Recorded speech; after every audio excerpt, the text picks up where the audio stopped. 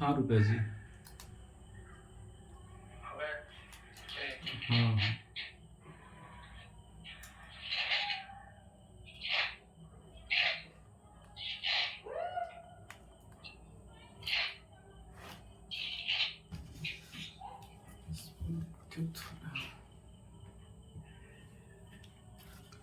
Melissa office नलिस न है। जी sir. ठीक है। सभी चिकित्सक बंधु को नमस्कार करते हैं और आज की जो वीडियो सत्र है हम लोग देखेंगे मेलिसा ऑफिस नलिस प्लांट को। ये जो प्लांट है यूजुअली आवाज़ मिल रही है ना, थोड़ा सा नेटवर्क का प्रॉब्लम हो सकता है आज कारण कि क्लियर है ना। ठीक है। तो ये जो प्लांट है बहुत ही इम्पोर्टेंट प्लांट है। खास करके इस प्लांट के कैरेक्टर को अगर हम लोग देखें मेडिसिनल प्रॉपर्टीज़ को लेकर के तो ये कार्मिनेटिव है। पहला इसका कैरेक्टर है कार्मिनेटिव, यानी गैस को रिलीज़ करने वाला, डाइजेशन में काफ़ी इम्पोर्टेंट रोल अदा करता है। दूसरा है आस्पास्मोडिक, यानी माउथ टू एनस जो है पेरिस्टाल्टिक जो मूवमेंट होती है उसमें ये हेल्प करता है। साथ ही साथ जो मड़ोर का जो पेन होता है उसको रिलैक्स करने में हेल्प करेगा। तीसरा इसका जो है माउथ टू एनस, किसी भी तरह का गैस्ट्रोएंटेराइटिस का कंडीशन जो डेवलप करता है उसमें ये हेल्प करता है। चौथा ये मेडिसिन सेडेटिव लीवर डिजीज़ के लिए है, जिसमें लीवर की डिजीज़ जो है लेटेंट अवस्था में रहता है, बिल्कुल सुषुप्तावस्था में, इवन उसका रिपोर्ट्स में नहीं आता है मगर पेशेंट बोलेगा कि मेरे को भूख नहीं लग रहा है। रिपोर्ट में बिल्कुल नॉर्मल, हर चीज़ नॉर्मल आएगा, यूएसजी का रिपोर्ट भी नॉर्मल आएगा, ब्लड रिपोर्ट भी नॉर्मल आएगा, उसके बावजूद भी पेशेंट लीवर का सिम्टम्स देगा। तो वैसे कंडीशन में मेलिसा ऑफिसिनालिस का बहुत ही अहम रोल हो जाती है। साथ ही साथ ये काफ़ी एंशियंट टाइम से हेड पे एप्लीकेशन के रूप में हेडेक पेन में इसका इस्तेमाल हुआ है इस प्लांट का, और ये मसूड़े के पेन के लिए बहुत ही इम्पॉर्टेंट मेडिसिन मानी गई है। साथ ही साथ देखेंगे एडिनोकार्सिनोमा के केस में, जो एडिनोकार्सिनोमा होता है यानी ये एंटी कैंसरस रोल भी अदा करती है मेलिसा ऑफिसिनालिस।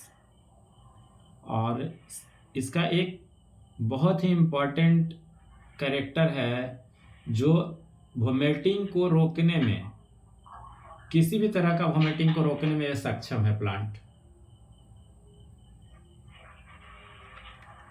तो मेनली रूप से हम लोग देखें कि ये लीवर के लिए बहुत महत्वपूर्ण मेडिसिन है, डाइजेशन के मेंटेन करने में बहुत महत्वपूर्ण मेडिसिन है। मेटास्टैटिस स्टेज को, जो कैंसर का मेटास्टैटिस स्टेज है उसको ही बैलेंसिंग करने में ये हेल्प करता है। साथ ही साथ हम लोग ये देखते हैं कि इवन सिर्फ लीवर कैंसर ही नहीं, अदर किसी भी तरह का जो कैंसर है उसमें हम लोग का एडिनो खास करके ACE11 जो मेडिसिन है हम लोग का इलेक्ट्रोहोम्योपैथ में जो कंबाइंड मेडिसिन के साथ है, इसको दे करके जो खास करके केमो के पेशेंट हैं जिनका केमो का जो साइड इफ़ेक्ट हम लोग को देखने को मिलता है कि पहला उसका साइड इफ़ेक्ट फीवर और दूसरा वोमिटिंग, लगभग 99% केसेस में जिनको भी केमो पड़ता है उनको ये देखने के लिए मिलता है। और उस केस में ACE11 का सहारा लेकर के वोमिटिंग को बिल्कुल रोका जा सकता है, और ऐसा हम लोग हमेशा करते हैं। ये सेल डिवीज़न को भी रोकता है, अनकंट्रोल्ड सेल डिवीज़न को रोकता है। मतलब सेल डिवीज़न तो बॉडी में होती ही है मगर अनकंट्रोल्ड होती है, जिसके वजह से कैंसर डेवलप करता है, ट्यूमर डेवलप करता है। तो उसको कंट्रोल में डिवीज़न कराने में ये हेल्प करता है, जिसके वजह से एक कैंसर की बहुत ही बेहतर मेडिसिन मानी गई है। तो आज के लिए इतना ही। साथ ही साथ हम आज एक बता देते हैं ग्लैंडुलर का केस।